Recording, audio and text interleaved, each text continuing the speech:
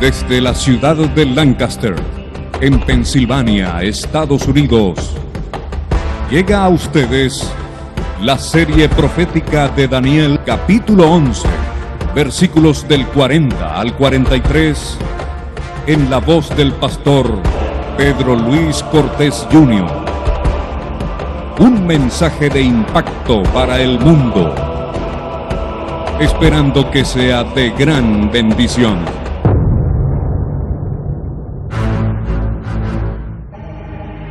Templo de Lancaster. Para mí es un motivo de alegría poder compartir en cada uno de ustedes y poder compartir la palabra del Señor de manera especial. Dios nos ha comisionado y nos ha traído aquí con un propósito particular.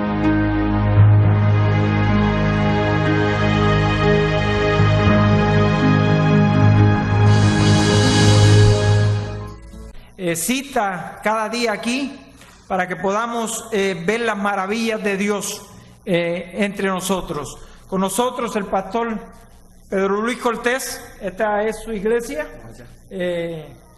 Esperemos que el Señor lo pueda usar grandemente durante esta semana y podamos aprender de lo que Él ha venido a enseñarnos. Cristo, Dios, tienen para nosotros un banquete espiritual durante esta semana. Así que con ustedes el pastor Pedro Luis Cortés. Buenos días a todos. Un feliz sábado para cada uno de los presentes. Es motivo de alegría, por lo menos en esta mañana, poderme encontrar aquí en el templo de Lancaster.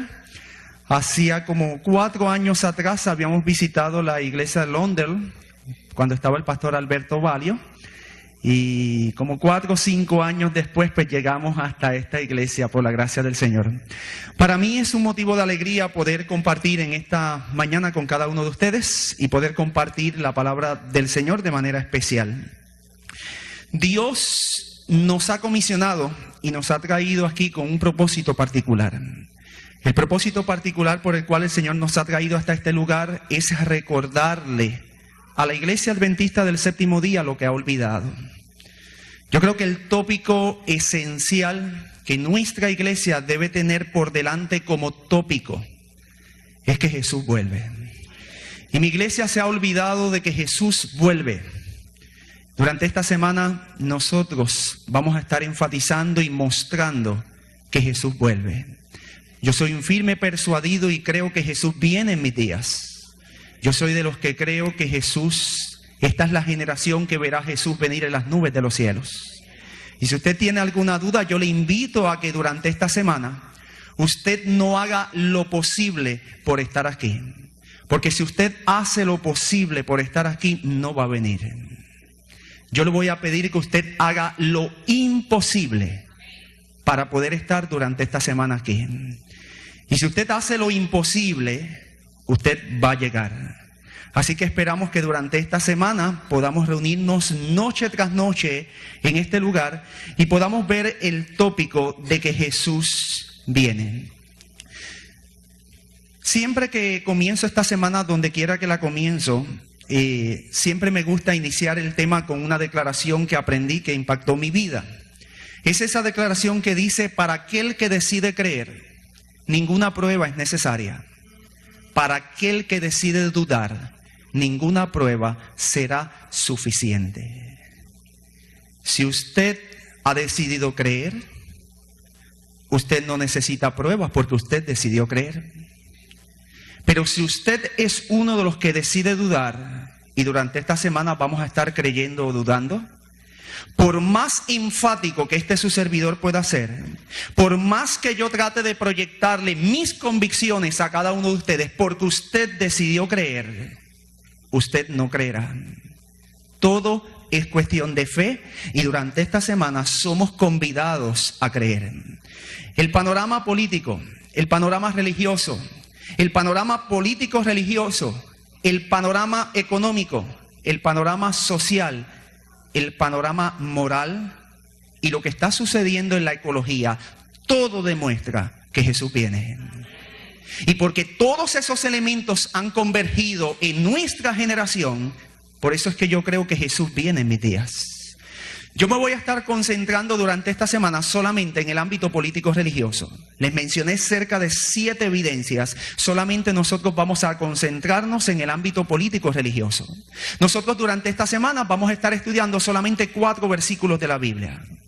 Daniel 11:40, Daniel 11:41, Daniel 11:42 y Daniel 11:43. Eso es todo lo que vamos a estar estudiando durante esta semana. Pero usted va a ver que mucha información existe en estos tópicos. En esta mañana nosotros comenzamos a estudiar Daniel 11:40, un tema que hemos titulado El despegue hacia la hegemonía geopolítica. Hay un poder que ha comenzado a despegar y a despuntar para llegar al tope del mundo. Ese poder lo vamos a estar viendo en toda su extensión y viendo cómo la profecía describe el mismo. Para iniciar con el tópico de esta mañana, hemos de decir que era el 29 de septiembre del año 1978, cuando el Palacio Apostólico se hizo presa de la confusión. Todas las mañanas, a eso de las 4:30 de la mañana, la hermana Vicenza dejaba una taza de café junto a la puerta de la habitación del Santo Padre, para que cuando éste se levantase, tuviese acceso a la misma. Ese día, del 29 de septiembre del año 1978, al media hora después, la monja regresar y ver intacta la taza de café, se alarmó. Decidió entrar y corrió una cortina. Lo que la hermana Vicenza vio allí detrás de aquella cortina habría de cambiar por completo la historia eclesiástica. De hecho, lo que la hermana Vicenza, lo que esta monja vio allí detrás de aquella cortina, habría de dirigir hacia nuevos derroteros la historia misma de la humanidad.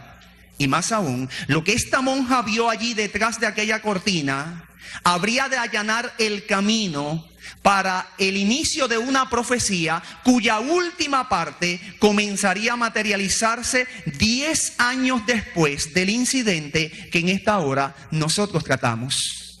Quizás en esta hora usted preguntará, ¿y qué fue lo que la hermana Vicenza vio allí detrás de aquella cortina que habría de tener tan marcadas connotaciones tanto en el mundo político como religioso? Bueno, mis amigos y mis hermanos, sencilla y llanamente, lo que esta monja vio allí detrás de aquella cortina cuando entró fue a este hombre, al Papa Juan Pablo I, el cual al momento de esta monja entrar a la alcoba, yacía encogido en su cama, con unos papeles en la mano como si hubiese estado leyendo. Y ya al momento en que esta monja irrumpe en lo que es la alcoba papal, ya Juan Pablo I tenía la media sonrisa de la muerte.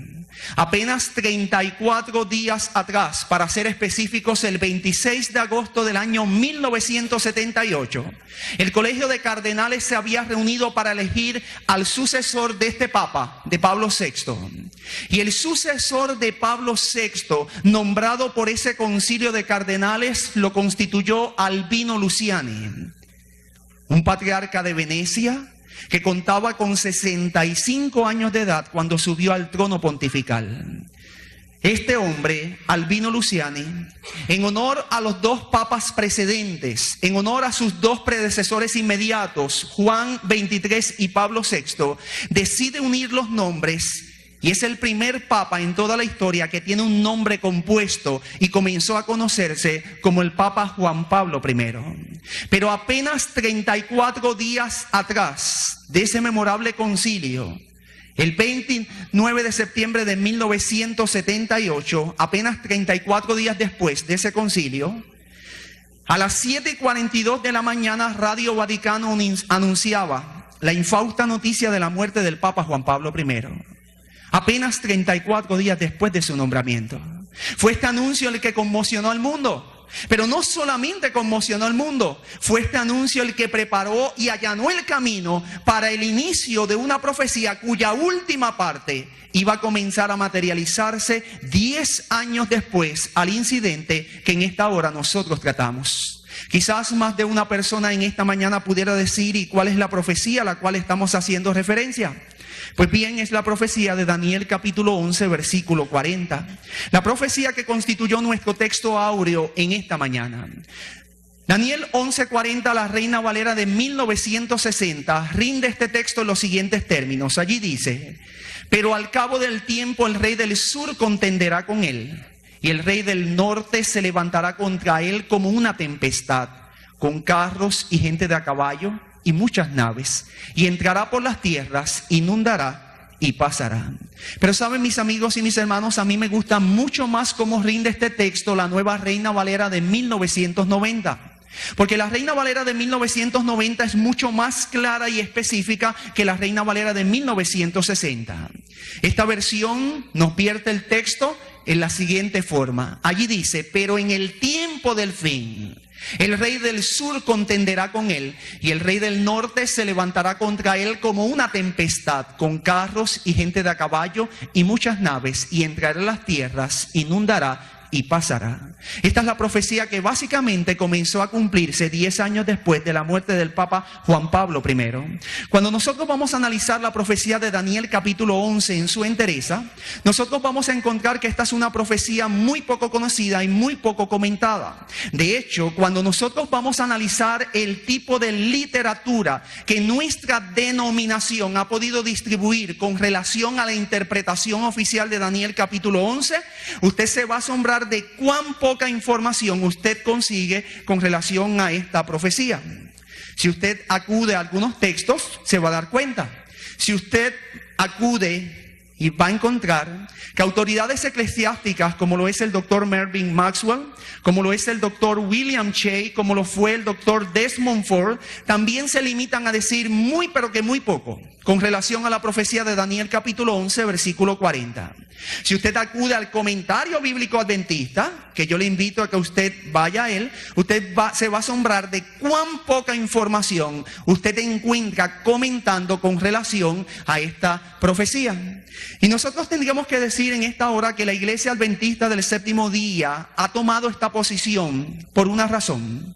La razón se debe al amor y el respeto que merece la vida de todo creyente. Y usted me dirá en esta mañana que el pastor Cortés está diciendo que la iglesia ha omitido un escrito oficial de Daniel 11:40 sobre la base del amor. Sí, sobre la base del amor, pero más allá, sobre la base del respeto que merecen todos los seres humanos. Y usted oportunamente va a saber por qué. Pues la omisión de un escrito oficial de la iglesia explicando la misma obedece al principio de salvaguardar la vida de muchos hermanos que, por no vivir en países como esta nación que tiene libertad religiosa, por no tener los mismos privilegios que tenemos nosotros, si la iglesia emitiera una declaración oficial, pudiera poner en peligro la vida de esos hermanos. Y para que no causarles problemas a nuestros hermanos que viven en países que no tenemos las mismas libertades, entonces la iglesia ha decidido omitir un escrito oficial y ha dejado que cada hermano haga lo que tenemos que hacer, escudriñar las Sagradas Escrituras para llegar a su comprensión. Saben, mis amigos y mis hermanos, nosotros en esta mañana vamos a estar estudiando la profecía de Daniel capítulo 11. Y vamos a estar entrando a esta profecía, y antes de entrar a la misma yo quiero establecer un bosquejo de qué es lo que vamos a hacer, para que ustedes me puedan seguir. En primer lugar, vamos a establecer algunos puntos que son fundamentales e imperiosos que usted comprenda con relación a la profecía de Daniel 11 en su entereza. Es decir, en esta mañana nosotros vamos a estar estudiando el versículo 40. Pero para usted comprender el versículo 40, usted tiene que saber de qué trata el capítulo 11. Así que para facilitar una transición entre lo que usted no conoce a lo que usted va a conocer, yo voy a estar estableciendo una base fundamental de información mínima que usted necesita conocer con relación a esa profecía para que cuando entremos al versículo 40 usted lo pueda comprender. Una vez establezcamos esa base, vamos a pasar a una segunda parte. Vamos a presentar la evidencia bíblica. Y su servidor enfatiza esta palabra, la evidencia bíblica, que nos ofrece una base competente y suficiente para nosotros identificar y por ende desenmascarar los símbolos que están subterfugiados o escondidos allí en Daniel 11:40, que de hecho les adelanto son dos. Hay dos símbolos proféticos en Daniel 11:40, es el rey del norte y el rey del sur. Y en esta segunda parte lo que vamos a estar haciendo es, yendo a la Biblia, nuestro libro base de interpretación profética, y con la Biblia vamos a ir viendo qué representa el rey del norte y el rey del sur. Una vez nosotros hagamos esto, pasaremos a una tercera parte. Vamos a retomar el texto de Daniel 11:40, que es el que nos compete en esta mañana. Vamos a estudiarlo minuciosamente y de forma particular vamos a estar analizando detenidamente, minuciosamente cada una de las frases que aparecen en este versículo. Les adelanto algo. Esta parte es la parte más importante de todo el tema. Esta parte es la que va a demostrar que esa es la interpretación correcta de Daniel 11:40. Esta parte es la que va a complementar todo el panorama y va a cerrar con broche de oro lo que es la interpretación. Una vez hagamos eso, daremos una interpretación global para entonces después complementar nuestras conclusiones bíblicas y teológicas a las cuales hayamos llegado con su faceta histórica. Todos nosotros conocemos que toda profecía se cumple ¿en qué? En la historia. Y si la historia no valida las conclusiones a las cuales yo haya podido llegar, de nada me sirve el yo haber llegado a una conclusión teológica, porque la historia no la avala. Una vez dicho esto, pasemos entonces a nuestra primera parte. Establecer los puntos fundamentales con relación a Daniel capítulo 11 que usted necesita conocer. En primer lugar, debemos de decir que Daniel 11 posee una peculiaridad que es la que le otorga su sentido de complejidad. ¿Y usted sabe lo que significa eso? Eso lo que significa es que Daniel capítulo 11 es un capítulo sumamente difícil. De hecho, muchos estudiosos de las Sagradas Escrituras llegan a decir que Daniel capítulo 11 es el capítulo más difícil que contiene las Sagradas Escrituras en su entereza. Si usted tiene duda, yo le invito a que cuando usted llegue a su hogar, abra su Biblia en Daniel capítulo 11 y lea el capítulo. Y usted se va a percatar de cuán complejo es la profecía de Daniel capítulo 11. Daniel 11 es el único capítulo de la Biblia que con sumo lujo de detalles esboza la historia de la humanidad desde el tiempo de Daniel hasta el tiempo del fin. Y eso es lo que hace que Daniel 11 sea tan difícil. En otras palabras, yo encuentro que en un solo capítulo de la Biblia Dios hizo un resumen de más de 2500 años de historia. Es como si a usted le mandasen a hacer un resumen de 2500 años de historia en un solo papel. Pues eso fue lo que Dios hizo en Daniel 11. Hizo un resumen de 2500 años de historia, pero lo impresionante de la profecía es que no es un resumen vago, no es un resumen amplio, es un resumen específico. Porque a diferencia de otras profecías, como por ejemplo la profecía de Daniel capítulo 2, que me habla de imperios, Daniel 11 no me habla de imperios. Daniel capítulo 11 se refiere a personajes particulares que tuvieron su intervención en la arena política de la historia. Porque allí yo encuentro que se alude a Marco Antonio. Allí yo encuentro que se alude y se habla de Cleopatra. En Daniel capítulo 11 se habla de una mujer que la historia conoció como Eunice y se habla de otra que se conoció como Berenice. Es decir, por encima de hablar de imperios, me habla de personajes particulares que tuvieron su intervención en la historia. Y esa es una de las peculiaridades de Daniel capítulo 11. Esa peculiaridad es la que lo hace tan interesante, pero a la vez tan complejo, pues recoge más de 2000 años de historia humana. En segundo lugar, yo quiero que usted comprenda que Daniel capítulo 11 presenta una pugna. Conforme usted entra a leer este capítulo, usted va a ver que Daniel 11 presenta una lucha. Y es una lucha que constantemente están llevando a cabo dos reyes. Dos reyes que el mismo capítulo se delimita a presentarlos como el rey del norte y el rey del sur. En esa lucha que llevan a cabo el rey del norte y el rey del sur, existe un pueblo que se encuentra en el centro. Y ahora yo quiero que usted comience a captar lo que quiero decir. Está el rey del norte y está el rey del sur. Ellos constantemente están luchando y eso es lo que describe la profecía de Daniel 11. Ahora, hay un pueblo que está en el centro de las luchas que llevan a cabo el rey del norte y el rey del sur. Ese pueblo que está en el centro se ve afectado por esas luchas. ¿Por qué? Sencillo. Porque cada vez que el rey del norte decide atacar al rey del sur, ¿por dónde tiene que pasar? Por el centro. Y si el rey del sur decide ripostar o contraatacar contra el rey del norte, ¿por dónde tiene que pasar?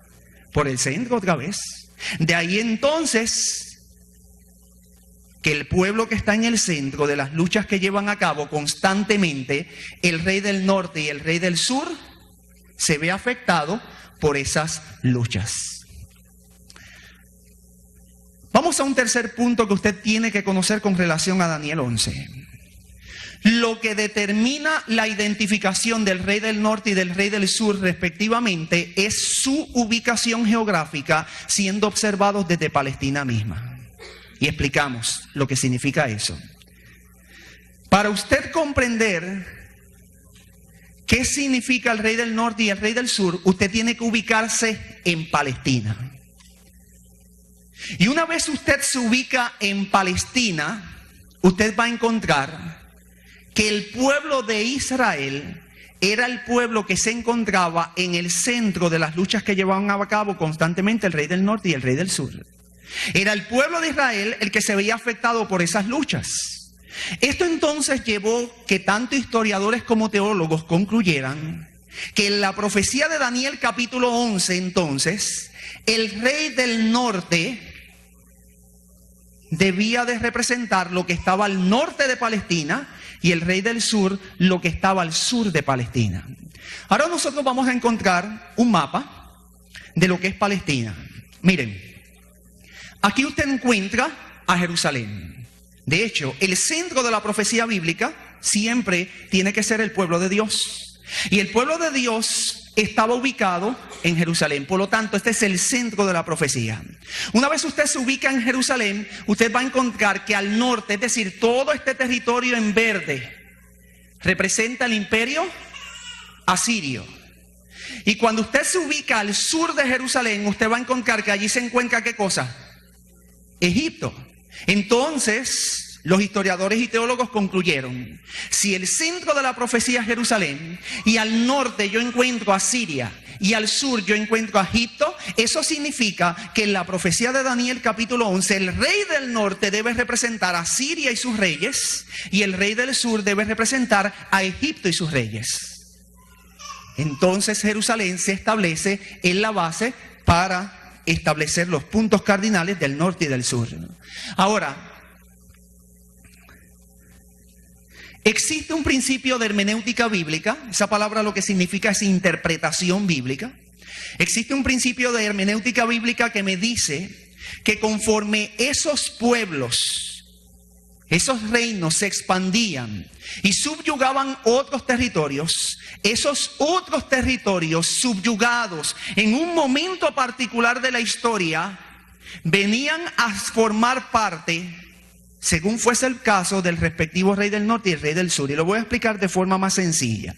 Miren, usted encuentra que el rey del sur es Egipto, en la profecía de Daniel 11. Vamos a poner que Egipto hiciera una incursión bélica, decidiera atacar a Libia, que está aquí al lado.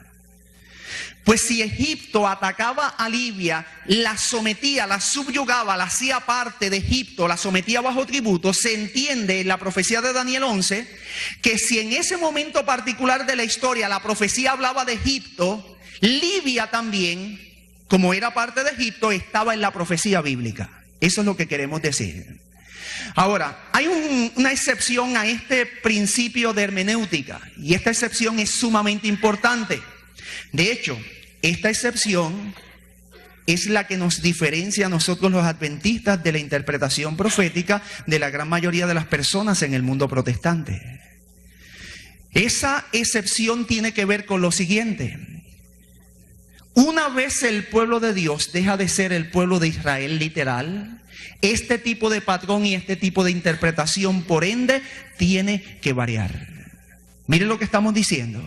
Durante muchos años, el pueblo de Israel, que estaba ubicado en Palestina, fue el pueblo de Dios.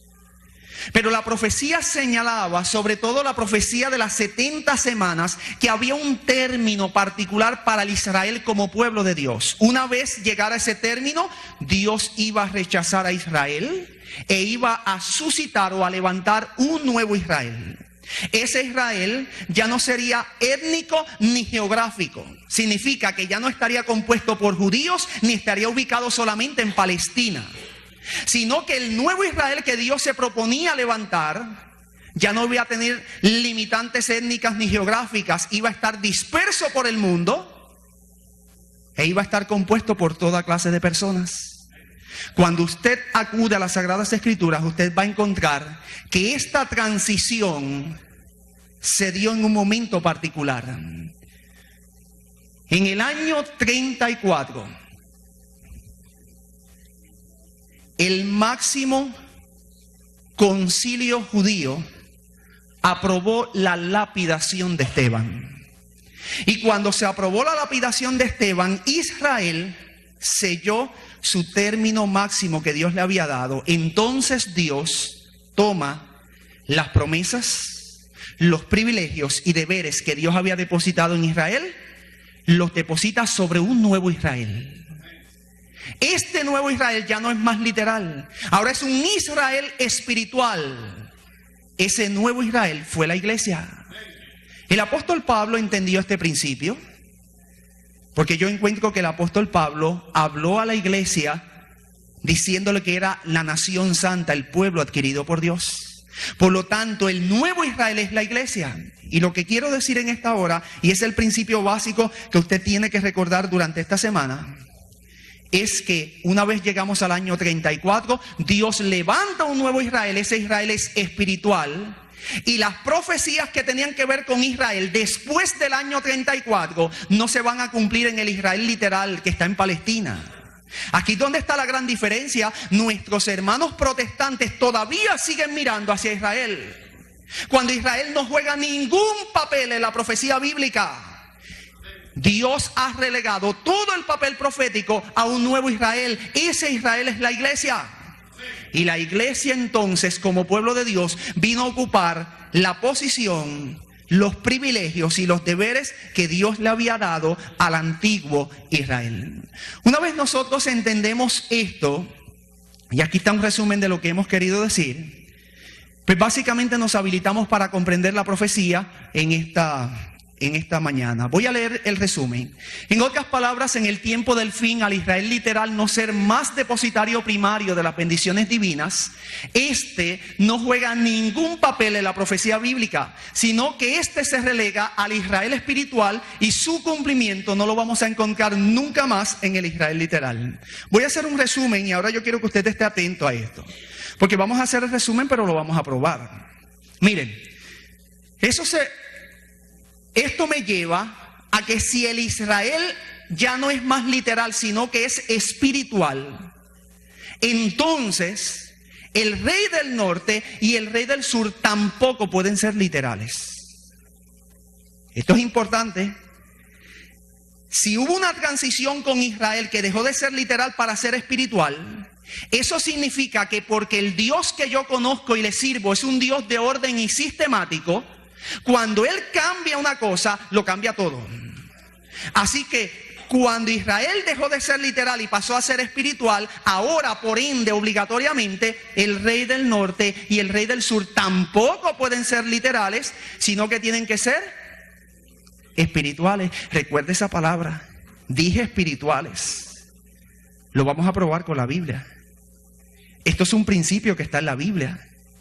Y sale y está allí. Lo que pasa es que a veces no le prestamos atención a los detalles. Mire el ejemplo, cómo yo lo hago. Cuando Israel era literal, el rey del norte y el rey del sur eran literales. Pero una vez llegamos al año 34 e Israel llegó a ser espiritual, entonces eso hace que en la profecía de Daniel 11 el rey del norte y el rey del sur sean ¿qué cosa? Espirituales también. Una vez dicho esto, y ya establecimos los puntos que usted tiene que comprender con relación a Daniel capítulo 11, vamos entonces a identificar los símbolos proféticos. El primer símbolo profético que aparece allí en Daniel capítulo 11 es el símbolo profético del rey del sur. Y nos vamos a hacer la pregunta en esta mañana: ¿quién es el rey del sur? Para nosotros dilucidar este asunto, poder comprender el símbolo del rey del sur, nosotros tenemos que acudir a nuestro libro de texto por excelencia. ¿Qué cuál es? La palabra de Dios. Y cuando yo acudo ya sea al registro veterotestamentario, es decir, al Antiguo Testamento, o yo acudo al registro neotestamentario, al Nuevo Testamento, yo voy a encontrar que las Sagradas Escrituras como una unidad en sí misma me van a dar la clave para yo interpretar quién es el Rey del Sur. Cuando nosotros acudimos a un libro de literatura homóloga, es decir, similar al libro de Daniel. Con esto me refiero al libro de Apocalipsis. Ambos libros caen dentro del género que la teología ha denominado como el género de literatura apocalíptica. Yo voy a encontrar en el libro de Apocalipsis la clave para poder interpretar quién es el Rey del Sur. Si usted me acompaña a Apocalipsis capítulo 11, versículo 8, allí se nos da la clave para interpretar quién es el Rey del Sur. Apocalipsis 11:8 dice: y sus cadáveres estarán en la plaza de la grande ciudad, que en sentido espiritual. Mire esa palabra. Eso es lo que dice las Sagradas Escrituras en sentido ¿cómo? Espiritual. Se llama como Sodoma y Egipto, donde también nuestro Señor fue crucificado. ¿Sabes lo que significa Apocalipsis 11:8? Mirándolo por encima sin entrar en el detalle. Las mismas Sagradas Escrituras me están diciendo que cuando Apocalipsis capítulo 11 versículo 8 se cumpliera en la historia, ya lo que representaba Sodoma y Egipto no iban a ser más literales. La misma Escritura está hablando y me está diciendo que cuando este versículo se materializara en la historia, los símbolos proféticos iban a tener una aplicación ¿cómo? Espiritual. Eso es lo que dice la Escritura. Entonces, Apocalipsis 11:8 llega a ser complementario con lo que hemos estado hablando en esta mañana.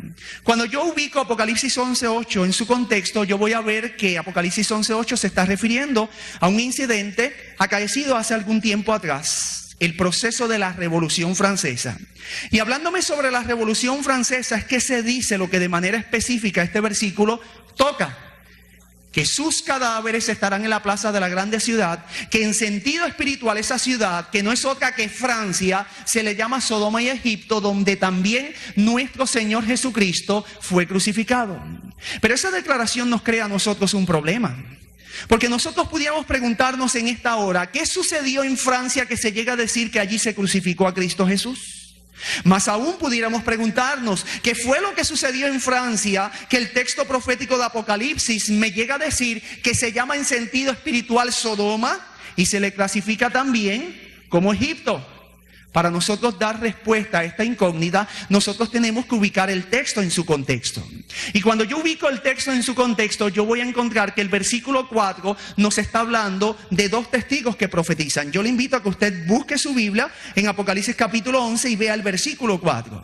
Allí el versículo 4 usted va a notar que está hablando de dos testigos que están profetizando.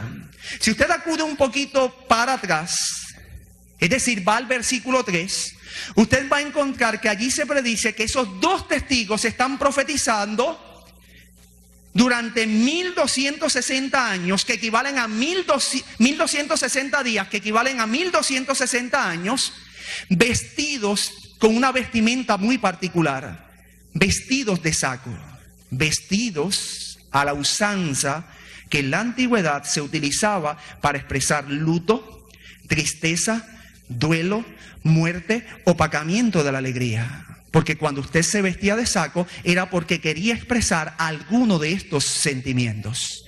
Nuestra iglesia, la iglesia que en esta hora me toca representar, la iglesia adventista del séptimo día, ha sido lo suficientemente consistente al identificar estos dos testigos y los ha identificado a través del tiempo como el Antiguo y el Nuevo Testamento.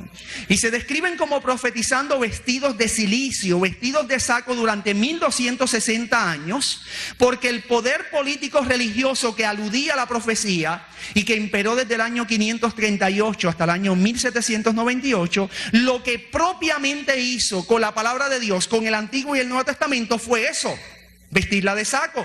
¿Por qué? Porque la palabra de Dios por sí misma tiene luz. La palabra de Dios por sí misma es gloriosa.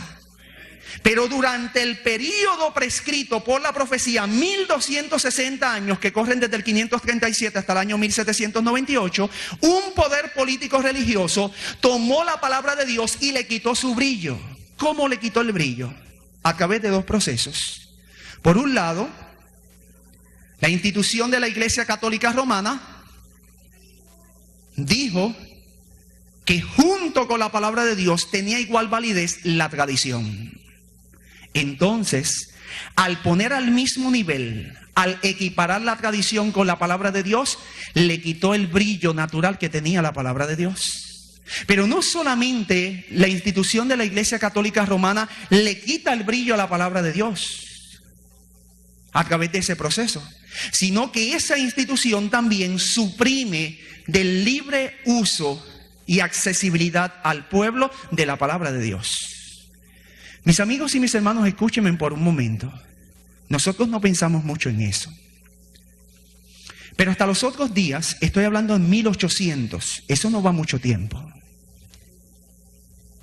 La iglesia prohibía que las personas tuvieran Biblias en sus casas. ¿Usted quiere una prueba? Yo le invito a que usted compre el libro 50 Years in the Church of Rome. 50 años en la iglesia de Roma, escrito por Carlos Pascual Chinichi. ¿Tú sabes qué cuenta Carlos Pascual Chinichi? Que su padre tenía una Biblia. Y un día, el sacerdote de su pueblo oyó que allí había una Biblia. Así que, ¿sabes qué hizo él? Fue directamente hasta la casa y le pidió al padre de Carlos Pascual Chinichi la Biblia. Una vez la tomó, que era la que le leía a su familia todos los días, se la llevó. Un detalle interesante es que aunque Carlos Pascual Chinichi vio eso y se le quedó grabado en su mente, con todo y con eso, él estudia para ser sacerdote. Y durante 50 años se ejerce como sacerdote, pero al final de los 50 años decide salir de la iglesia de Roma. Hasta los otros días la iglesia tenía poder absoluto con la palabra de Dios, pues a través de esa segunda forma se le quitó el brillo, se vistió de saco a la palabra de Dios. Esos dos testigos profetizan vestidos de silicio, por lo que ya hemos dicho. Ahora llega a decir el versículo 7 que cuando estos dos testigos, que son el Antiguo y el Nuevo Testamento, hayan acabado su obra de profetizar vestidos en ropa de luto durante el periodo prescrito, que dice el versículo 7, la bestia que sube del abismo hará guerra contra ellos, los vencerá y los ¿qué? Yo quiero que ahora usted note un detalle sumamente impresionante en la profecía. Mire lo que está diciendo la profecía. La profecía dice que el poder descrito en los versículos del 3 al 4 solamente le iba a quitar el brillo a la palabra de Dios. Escuche, no iba a exterminar la palabra de Dios, solamente le iba a quitar su brillo. Yo encuentro eso interesante, porque eso es lo que propiamente hizo la institución de la Iglesia Católica Romana. La institución de la Iglesia Católica Romana nunca ha desechado la palabra de Dios, no. Ellos dicen que la Biblia es una fuente más entre las varias que ellos tienen para interpretar. En ese sentido, cumple lo que Dios había escrito en Apocalipsis capítulo 11, que tan solo le iba a opacar su brillo. Pero dice el versículo 7 que va a venir un movimiento después del período de supremacía papal que concluyó en el año 1798, que a ese movimiento, proféticamente hablando, sí le estaba reservado destruir la palabra de Dios. Ese movimiento es descrito como la bestia que sube del abismo, que hará guerra contra la palabra de Dios, los vencerá y los matará. Este movimiento iba a destruir la palabra de Dios. En otras palabras, me está describiendo lo que sucedió en la Revolución Francesa, donde la Biblia fue acallada en su totalidad. Se quemaron Biblias por montones. Y más que eso, se decretó que Dios no existía. De hecho, mis amigos y mis hermanos, escúcheme algo. Francia ha quedado en la historia marcada como el único país que se ha atrevido a redactar leyes a través de sus legisladores diciendo que Dios no existe. Todo país reconoce que Dios existe. El único país que oficialmente hablando por sus legisladores ha dicho que Dios no existe ha sido Francia. Y eso es decir mucho.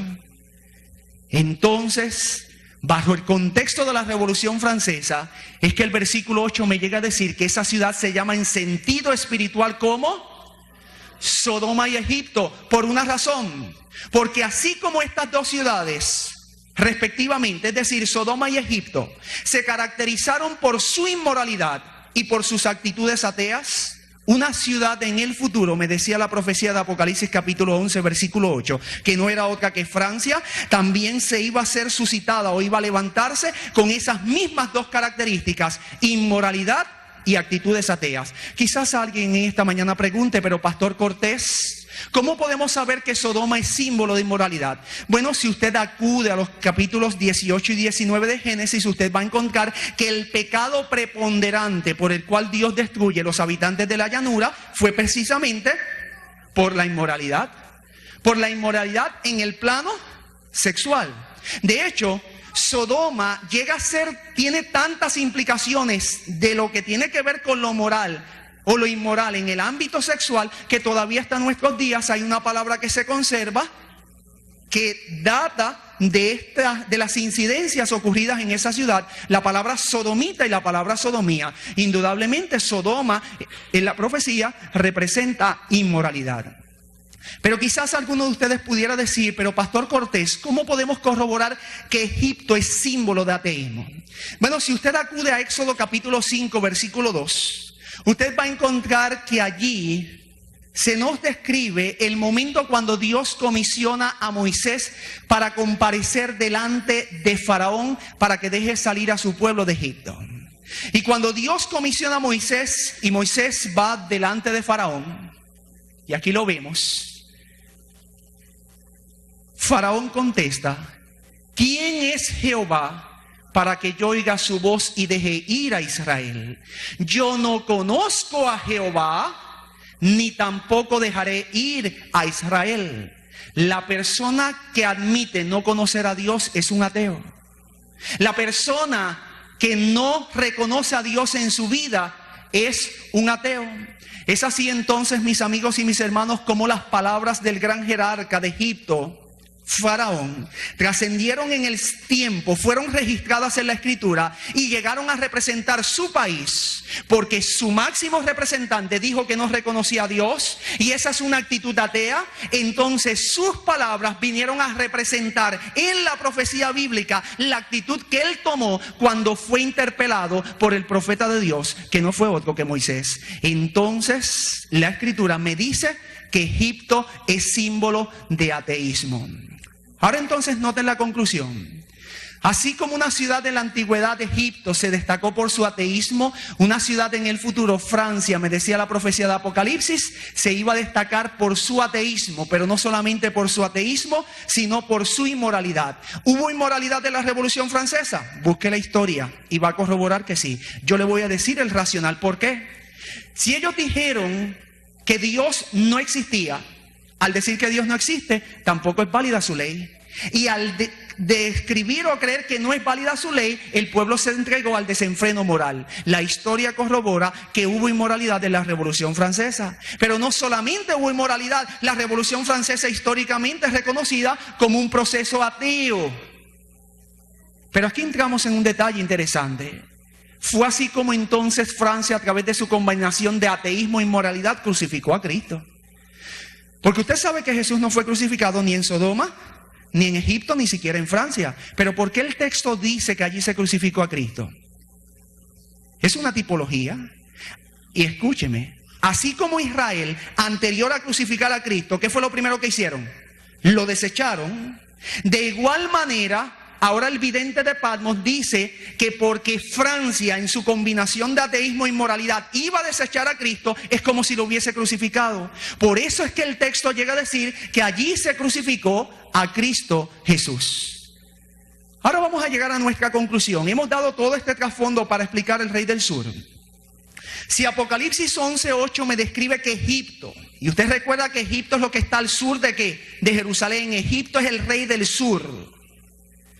Si Egipto, según la Biblia, representa ateísmo, entonces se nos hace muy fácil concluir que en la profecía de Daniel 11, versículo 40, cuando allí se habla del Rey del Sur, Ese rey del sur, que es Egipto, tiene que representar ateísmo.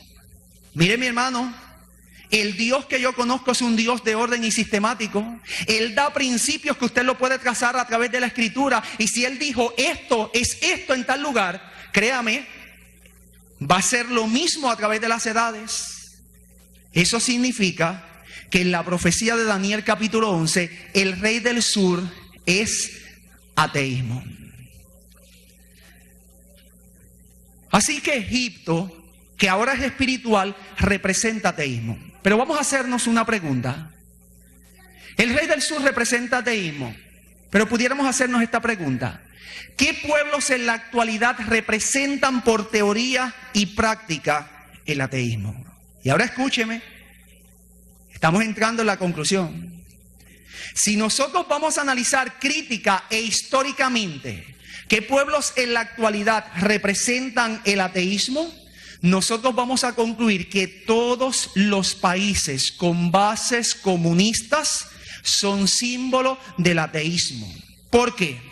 Porque sus ideologías y sus postulados fundamentales, vigentes aún en la actualidad, han sentado las bases y han propiciado el ateísmo mismo. La pregunta que surge es ¿cómo? Al suprimir la religión y todo lo que tenga que ver con religión en los países donde el comunismo está establecido. Es así, mis amigos y mis hermanos, que el rey del sur representa ateísmo en la forma de comunismo en la profecía de Daniel capítulo 11, versículo 40. Ahora vamos a hacernos una segunda pregunta. Ya hemos dilucidado nuestro primer símbolo profético a través de la Biblia y la historia, el rey del sur. Pero allí hay otro símbolo profético, y el segundo símbolo profético que nos compete es el del rey del norte. Y nos vamos a hacer la pregunta, ¿quién es el rey del norte? Saben, la Biblia nos habla claramente de un verdadero rey del norte y lo identifica muy bien. Si usted acude al libro de Isaías y me acompaña allí en el capítulo 14 y lee los versículos 13 y 14, allí usted va a encontrar la clave para poder interpretar quién es el rey del norte. Cuando usted acude a Isaías capítulo 14, versículos 13 y 14, usted va a encontrar la siguiente declaración. Dice la palabra del Señor en esta porción: tú que decías en tu corazón, subiré al cielo, en lo alto, junto a las estrellas de Dios, levantaré mi trono, y en el monte del testimonio me sentaré a los lados ¿de qué? Del norte. Sobre las alturas de las nubes subiré y seré semejante al Altísimo. Si usted tiene su Biblia abierta, y yo le invito a que usted abra su Biblia y vaya a Isaías capítulo 14, usted va a encontrar que algunas Biblias en el encabezamiento dicen profecía contra el rey de Babilonia. Y si usted busca con detenimiento, cuando usted ya analiza Isaías capítulo 14, usted va a ver que esa es una profecía que se aplica en primera instancia a Babilonia y su rey. Es decir, esa es una profecía que fue dada para el rey de Babilonia. Pero la profecía de Isaías capítulo 14 tiene una peculiaridad. Y la peculiaridad es que esta es una profecía dual. Es decir, es una profecía doble. No solamente se aplica al rey de Babilonia, sino que también se aplica a Lucero o Lucifer, ese ser que Dios creó y que debido a tanto y tanto esplendor que tenía, en algún momento de su existencia, él llegó a pensar que él podía ser igual que Dios. De hecho, ese pensamiento, ese racional, la forma como eso se conjuga en Lucifer, es lo que me describe Isaías capítulo 14, versículos 13 y 14. Me dice allí la Biblia que esa rebelión comenzó con el proceso donde él, el ser creado, llegó a decir: yo voy a subir al cielo, pero voy a subir hasta lo más alto del cielo. Y allí en lo más alto del cielo, junto a las estrellas, yo voy a establecer mi trono.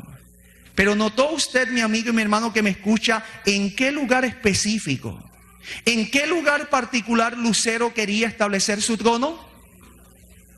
¿Qué me dice la Escritura? En los lados del norte, me dice el libro de Isaías. ¿No se ha preguntado usted nunca por qué Lucero quería establecer su trono en los lados del norte? ¿Por qué en ese punto cardinal específico? ¿Por qué no en el sur? ¿Por qué no en el este? ¿Por qué no en el oeste? ¿Por qué él estaba empeñado en establecer su trono en ese punto cardinal específico? ¿Saben, mis amigos y mis hermanos? El libro de Isaías no me dice la razón, pero las Sagradas Escrituras son una unidad en sí misma. Y lo que una porción de la Biblia no me lo dice, otra me lo dice y me lo complementa. Y considerando las Sagradas Escrituras como una unidad en sí misma, yo encuentro la clave para establecer por qué Lucero quería establecer su trono a los lados del norte. Cuando yo acudo a un libro de literatura homóloga, al libro de Daniel, al libro de Apocalipsis, y voy allí a Apocalipsis 12 del 7 al 9, allí yo encuentro la clave para saber por qué Lucero quería establecer su trono a los lados del norte.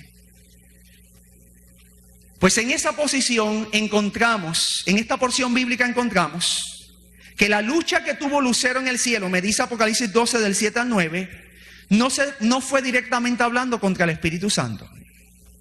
Apocalipsis 12 del 7 al 9 me dice que la lucha que tuvo Lucero en el cielo no fue directamente hablando contra el Padre. Cuando usted va a Apocalipsis 12 del 7 al 9, allí dice que luchaba Miguel y sus ángeles contra el dragón y sus ángeles. Y Miguel en la Escritura es una referencia ¿a quién? A Cristo Jesús. Cuando yo entonces comprendo que Apocalipsis 12 del 7 al 9 me dice que Lucero estaba luchando contra Cristo, yo entonces comienzo a comprender por qué es que Lucero quería establecer su trono en los lados del norte. Es que en el norte es donde se encuentra el trono del verdadero rey del norte, que es Cristo Jesús. Cristo Jesús es el verdadero rey del norte y tiene su trono allí en el norte, en el cielo. Lucero aspiraba a sentarse en la misma posición de Jesús. Por eso fue que Jesús fue el que tuvo que pasar por el proceso de antropomorfismo, tomar forma humana y venir a redimirnos. Porque la lucha que tuvo Lucero en el cielo no fue contra el Padre directamente hablando, ni contra el Espíritu Santo, fue directamente contra Cristo. Y como la lucha comenzó contra Jesús en el cielo, era Jesús el que tenía que humanarse para darle frente y encarar a su enemigo en carne humana. Cuando yo comienzo entonces a comprender este aspecto, comprendo que el verdadero rey del norte del cual me habla las Sagradas Escrituras no es otro que Cristo Jesús. Pero quizás más de uno en esta hora pudiera preguntar, pero Pastor Cortés, la conclusión de usted me parece lógica y ceñida a la Escritura. Pero usted pudiera dar una segunda evidencia que me pudiera probar que Jesús es el verdadero rey del norte. Bueno, yo creo que esa segunda evidencia existe. Cuando Jesús estuvo sobre la faz de la tierra, es interesante notar algo. En Juan capítulo 6, versículo 48, Jesús dijo, yo soy el pan de vida. Y en Juan capítulo 6, versículo 51, es decir, un poco más adelante, Él volvió a repetir la misma verdad cuando llegó a decir, yo soy el pan vivo que descendió del cielo. Y mire qué interesante, cuando usted acude al santuario terrenal, que es una copia del santuario celestial, y usted ubica la mesa de los panes, yo le tengo que decir en esta hora que la mesa de los panes en el santuario terrenal, copia del celestial, no se encontraba en la parte sur. La mesa de los panes no se encontraba en el este. La mesa de los panes no se encontraba en el oeste. ¿Usted sabe en qué punto cardinal geográfico se encontraba la mesa de los panes? La mesa de los panes se encontraba en la parte norte. Si Jesús llegó a decir que Él era el pan de vida que había descendido del cielo, estaba haciendo referencia a la ubicación donde se encontraba su trono. Y el santuario me dice que su trono estaba en la parte norte del santuario. Otra evidencia más de que el verdadero rey del norte es Jesús. Mire un detalle interesante. Las Sagradas Escrituras se explican solas. ¿Usted recuerda un texto de Apocalipsis? Una promesa que Jesús hizo. Al que venciere, yo le daré que se siente conmigo en mi trono, así como yo he vencido y me he sentado con mi Padre en su trono. ¿Qué está diciendo esa declaración de Apocalipsis? Que en el cielo hay un trono doble.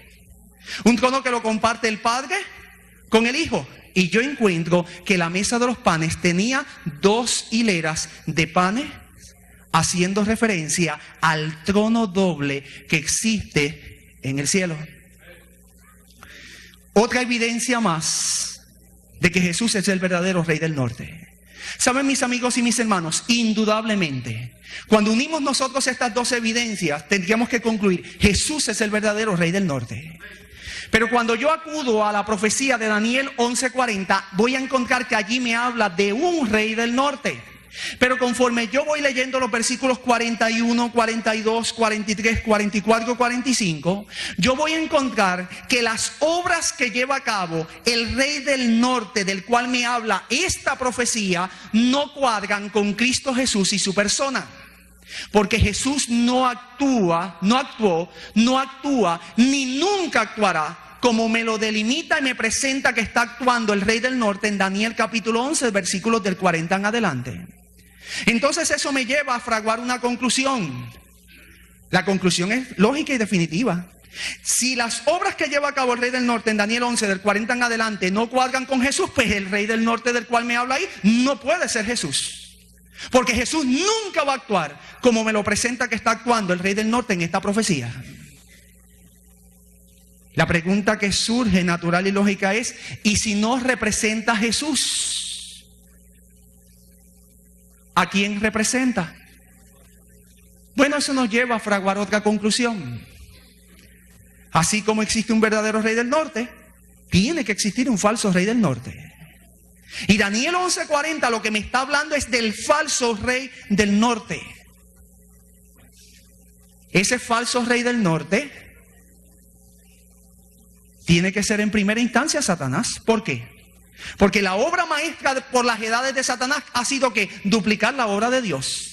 Y en este caso no ha sido la excepción. Él sabe que Jesús es el verdadero Rey del Norte, pero como él quería sentarse en su trono, él se convierte entonces en el falso Rey del Norte.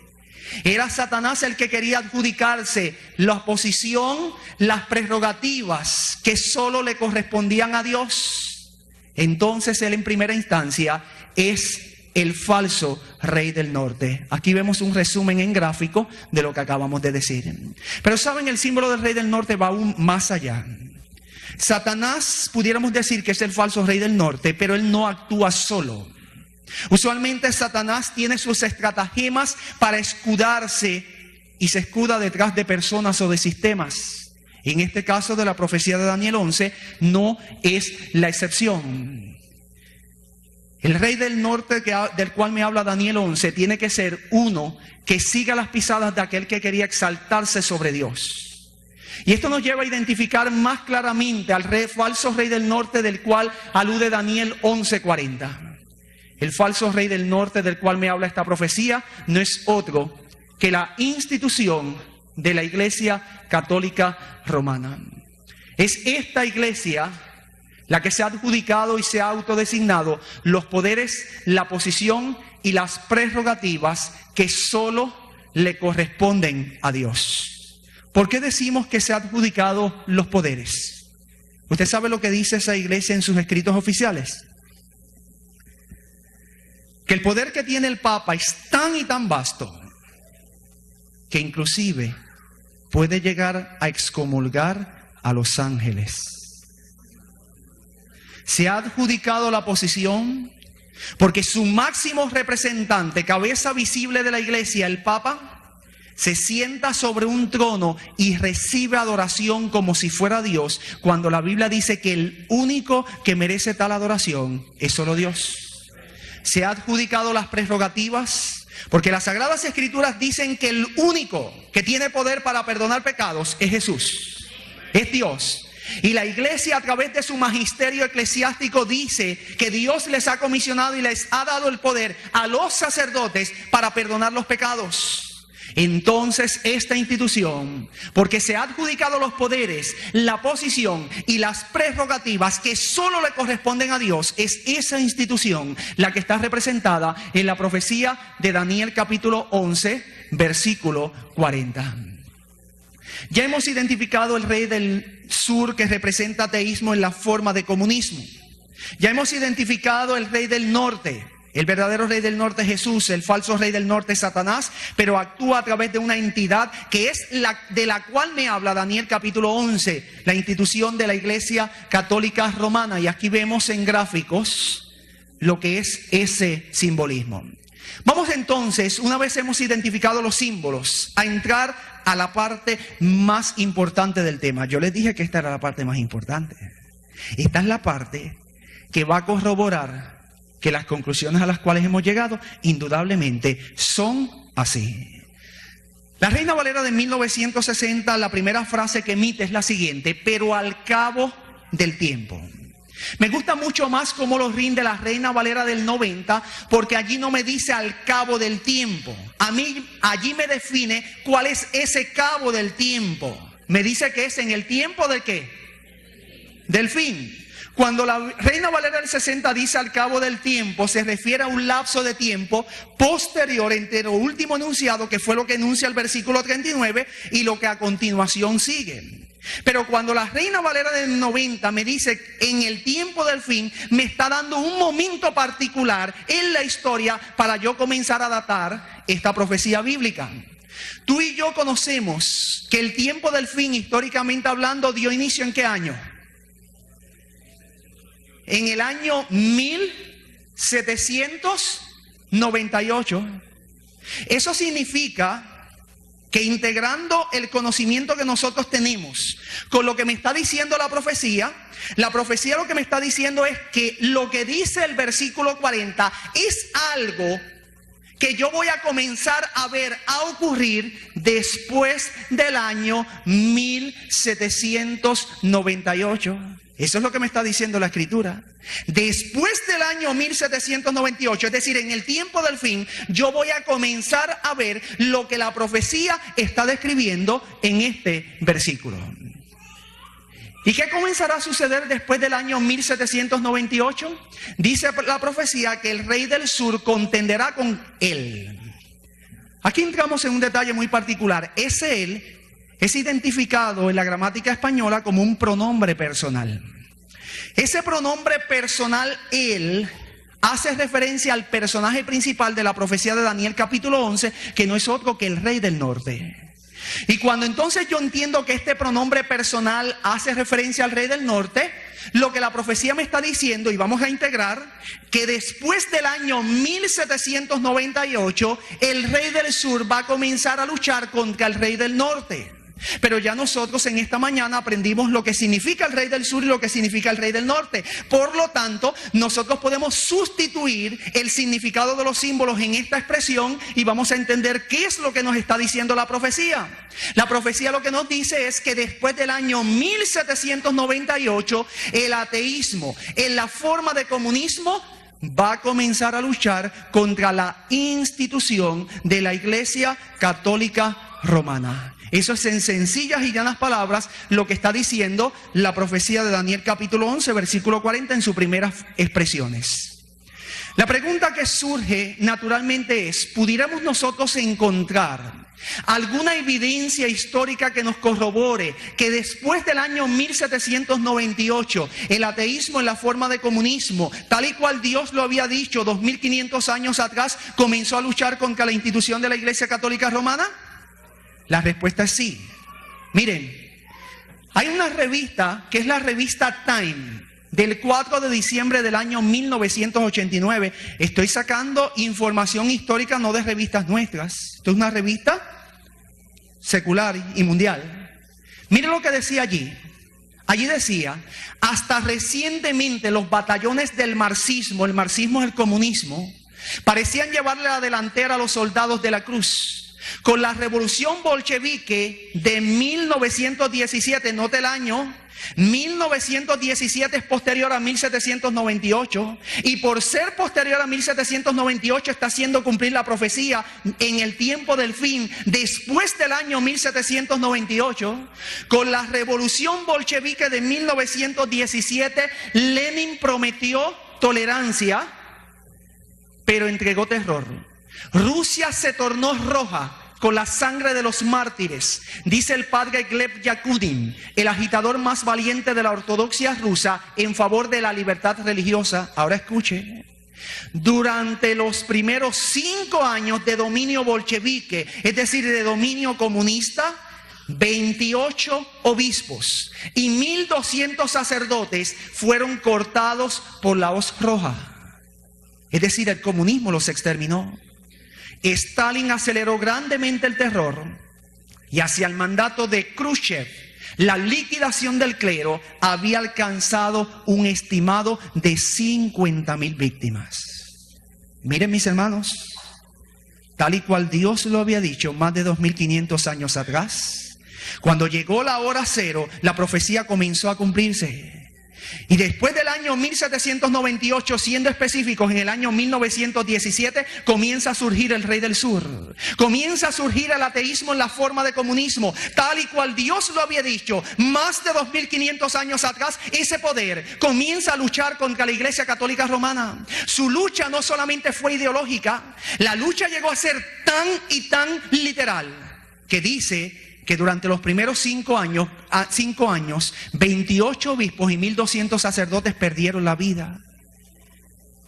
Hacia el mandato de uno de los mayores dictadores, Khrushchev, la liquidación del clero había llegado a un estimado de 50.000 víctimas. 50.000 personas de la Iglesia Católica Romana comenzaron a perder sus vidas porque la lucha llegó a ser literal. Pero Dios había establecido, y entramos en la segunda frase, la siguiente declaración: y el rey del norte se levantará contra él. Este segundo pronombre personal, ubicado en su contexto, que es un contexto de contraataque, hace referencia entonces al rey del sur. Y lo que la profecía me está diciendo es lo siguiente: primero el rey del sur ataca al rey del norte, pero después el rey del norte contraataca al rey del sur.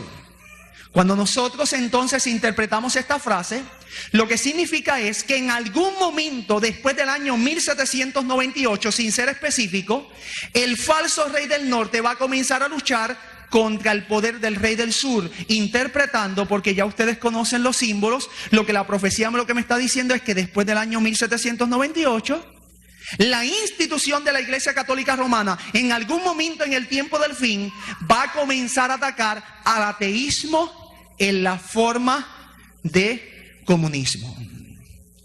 Cuando yo sigo interpretando y entro a la próxima frase, yo voy a encontrar que la próxima frase dice que cuando la Iglesia Católica Romana se levante para contraatacar al comunismo, lo hará como una tempestad. Eso es lo que dice Daniel 11:40. Ahora, yo quiero ubicar esta frase en el contexto del tiempo de Daniel. ¿Cómo se levantaba una tempestad? Porque aquí el vidente está utilizando una metáfora, una comparación. Y una tempestad en el tiempo de Daniel tenía 2 características básicas. Se levantaba de repente, porque no había los medios para saber lo que había en la atmósfera.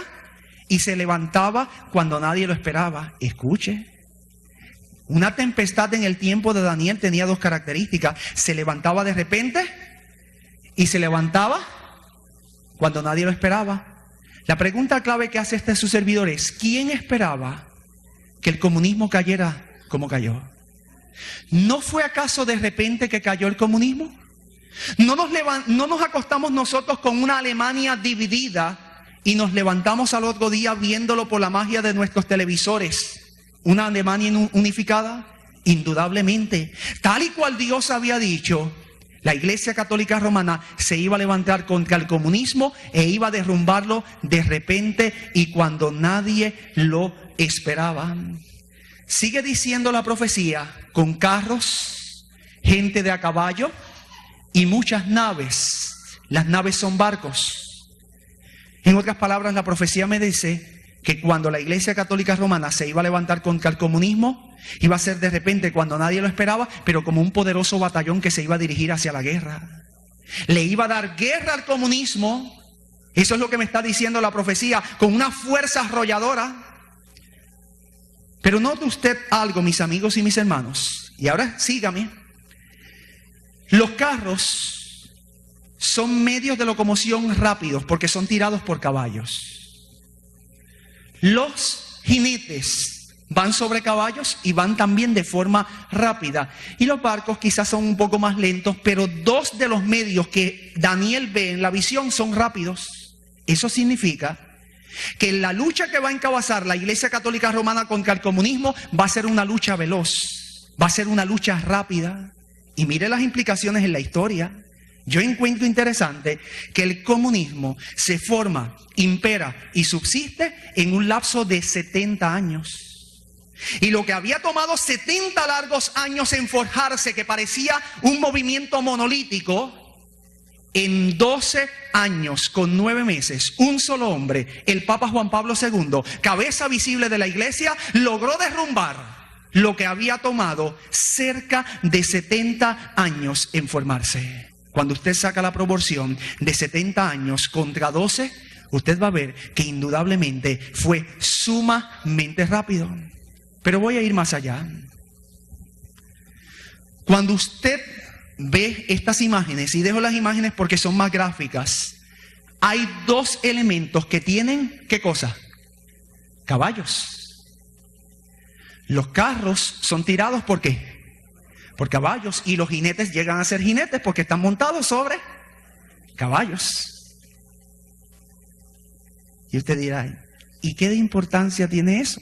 Tiene mucha importancia. Mírenlo.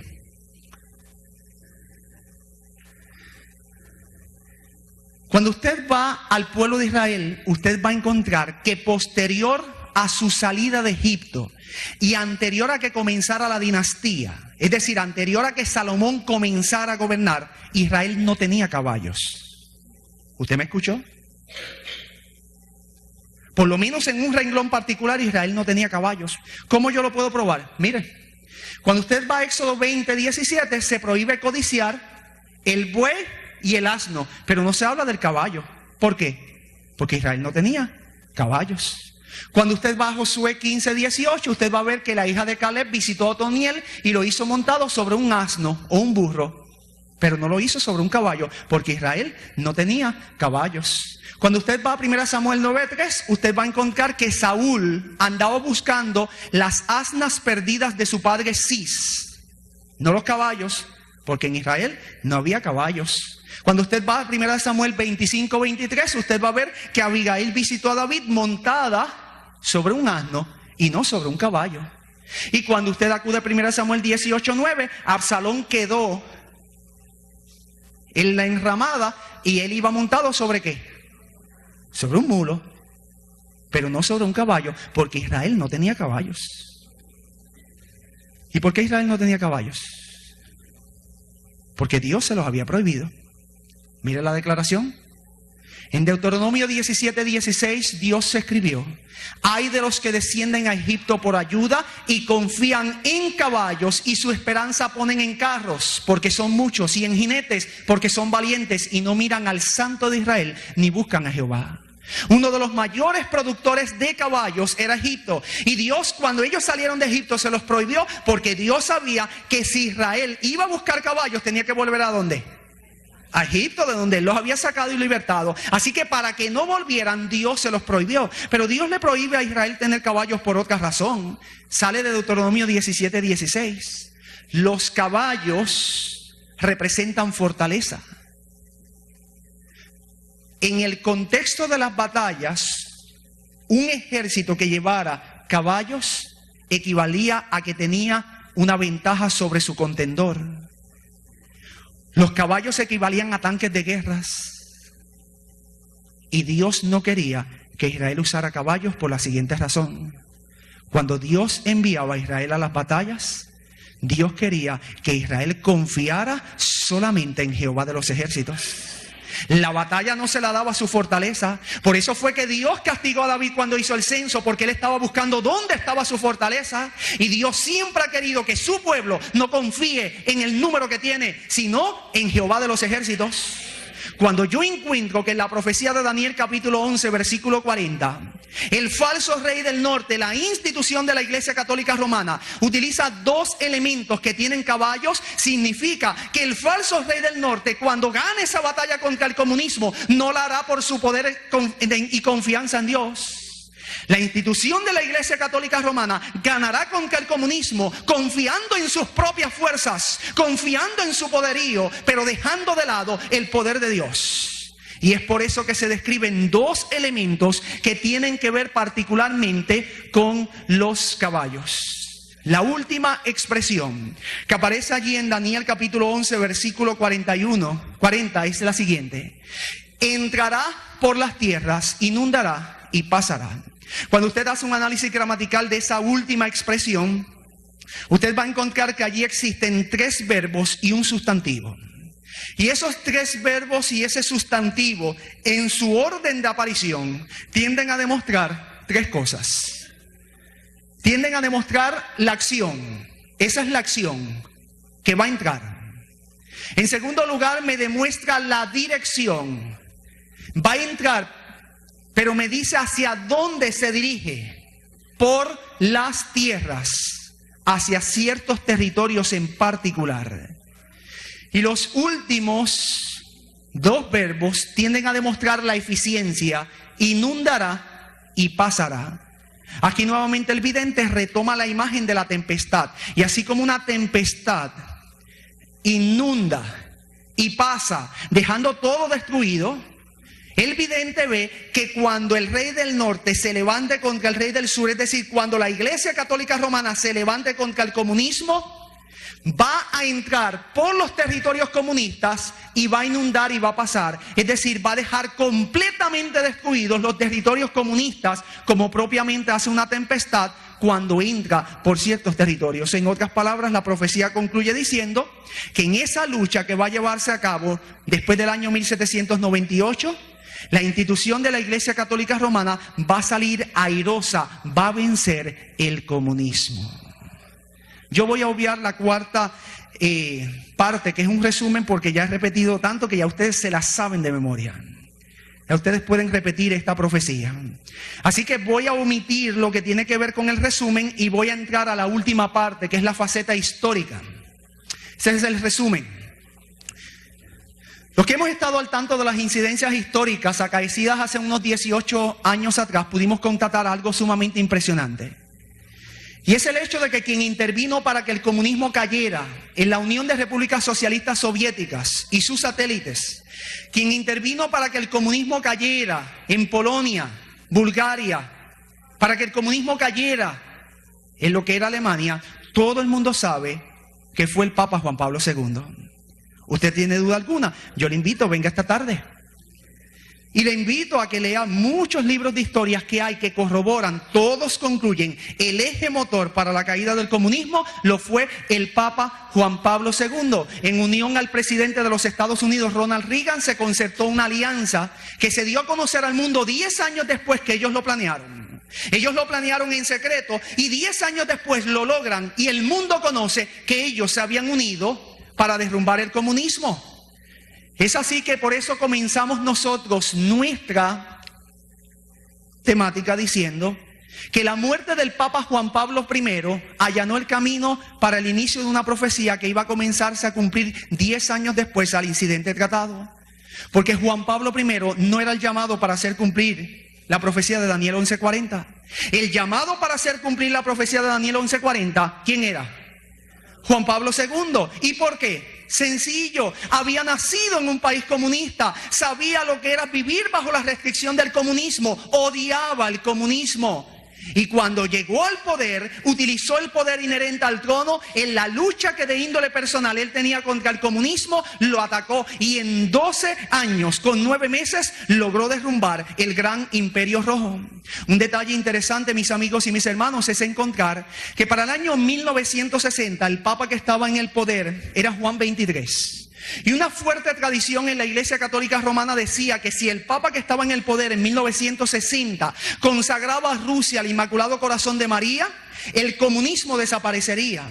Cuando al Papa Juan XXIII le mostraron ese documento, él lo leyó y lo engavetó y dijo: esto no es para nuestros tiempos. Juan 23 tenía razón.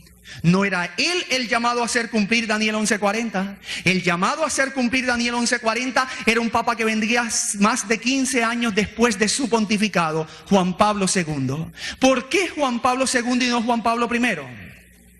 Dice la historia que cuando Juan Pablo II, Karol Wojtyła, que es su nombre original, se graduó de sacerdote y tuvo que estudiar a escondidas del gobierno porque el gobierno prohibía la preparación de seminaristas, fue asignado a una parroquia rural que se encontraba 50 kilómetros al sur de Cracovia. Era una parroquia sencilla que tenía cerca de 200 habitantes y allí Karol Wojtyła comenzó a ser sacerdote. Fue allí donde comenzó a ejercer su oficio como sacerdote. Fue allí donde bautizó niños, donde ungió personas, donde practicó la extrema unción. Fue allí donde llegó a ser un sacerdote como tal. Pero dice la historia que estando en esa parroquia rural, también fue allí donde conoció de primera mano el funcionamiento de la maquinaria estalinista, cómo funcionaba el comunismo. Dice la historia que uno de los jóvenes que pertenecía a la parroquia de Karol Wojtyła fue apresado por la policía secreta. Cuando la policía secreta lo apresó, le inquirió sobre los planes que esa parroquia tenía en ese sector. Cuando aquel joven se negó a decirle qué era lo que ellos planeaban hacer, dice en la historia que la policía secreta le propinó una brutal golpiza. Ese joven al otro día llegó en estado de choque a lo que era la parroquia de Karol Wojtyła y le comentó lo sucedido. El historiador registra que en un ataque de ira, Karol Wojtyła contestó y dijo: no te preocupes, Stanislaw, terminarán por cavar su propia tumba. Dijo refiriéndose a los comunistas. Lo que Karol Wojtyła no sabía era que el destino lo iba a colocar al frente de una de las mayores instituciones de la iglesia y más poderosas, la Iglesia Católica Romana. Y que cuando él fuera papa, él tendría el poder para luchar contra el comunismo. Lo que propiamente hizo, y cobró venganza de lo que había sucedido con aquel joven de su parroquia. Cuando llegó la hora cero, mis amigos y mis hermanos, la profecía comenzó a cumplirse. Y tal y cual Dios lo había dicho más de 2500 años atrás, todo comenzó a ocurrir. Tú y yo estamos en el año 2009. Muchos otros elementos de Daniel 11 han comenzado a cumplirse. Mis hermanos, no haga lo posible esta semana, haga lo imposible y venga. No solamente venga usted. Usted tiene familia que quieren que se salve. Usted tiene amigos que aprecia. Ellos deben de estar aquí. En esta semana nosotros vamos a probar. Jesús vuelve. Yo no tengo duda alguna. Jesús vuelve en mis días. Y mientras Jesús vuelve y se acerca a pasos agigantados, mi iglesia duerme. Y permita al cielo que durante esta semana, asistiendo cabalmente, nosotros seamos despertados a la realidad de que Jesús está por regresar a la tierra. El tiempo es corto y tenemos que aprovecharlo para predicar y prepararnos. Porque Dios vendrá a salvar a su pueblo, no en sus pecados, sino de sus pecados. Y permita al cielo que nosotros nos estemos preparando en el tiempo presente para ese encuentro. Solamente queda hacer un último llamado. Jesús es el verdadero Rey del Norte. Y yo quiero en esta mañana concluir diciendo, porque Jesús es el verdadero Rey del Norte, es mi invitación a que tú lo aceptes como verdadero Rey en tu vida. El falso Rey del Norte dará paz y seguridad, una paz y seguridad aparente, pero la paz y seguridad definitiva vienen de Jesús. Y es mi deseo y oración que tú comiences desde el día de hoy preparándote para echar mano por la fe de Cristo Jesús, y que el próximo sábado tú puedas decirme: yo quiero echar mi suerte con el verdadero Rey, porque quiero ser un príncipe o una princesa del reino de los cielos. Dios les bendiga y les guarde.